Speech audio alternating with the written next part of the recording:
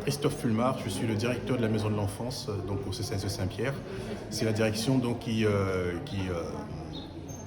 recoupe le dispositif Coup de pouce clé pour lequel nous sommes rassemblés ce matin dans le cadre de cette cérémonie d'ouverture, vu que la rentrée s'est effectuée le 4 novembre. Et donc, comme le cahier de charge le stipule, on doit quand même mettre en place une cérémonie d'ouverture, à la fois pour signer les contrats entre les familles, l'éducation nationale et l'organisateur, le CCAS de Saint-Pierre, qui organise pour la mairie ce dispositif de coup de pouce clé. Un dispositif bien utile pour donner justement un coup de pouce aux enfants qui sont dans le besoin, notamment en termes de lecture, et même ceux qui sont en mathématiques pour les CE1. Et ça regroupe un dispositif qui regroupe, comme chaque année, 96 enfants pour 16 clubs, donc 16 écoles. Une grande partie les CP pour les coups de pouce clé lecture et les CE1 pour les coups de pouce clé mathématiques.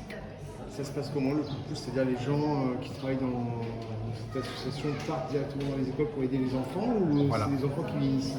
Non, les enfants sont directement choisis par leur enseignant, d'accord. C'est un partenariat qui est mis en place entre l'éducation nationale, le CCAS pour la mairie et les familles, sur un recrutement des familles, des enseignants en lien avec les familles qui jugent nécessaire de faire accompagner leur enfant dans ce cadre-là pour le coup de pouce lecture qui est fait sous forme ludique après les cours, puisque ça reste quand même du périscolaire, donc c'est hors temps scolaire. Donc c'est après 16 heures, les enfants ils goûtent, ils ont un temps de goûter. Les animateurs sont dans les écoles, dans les classes appropriées. Et ils ont 5 ou 6 enfants, grand maximum, qui ont été sélectionnés préalablement par les enseignants.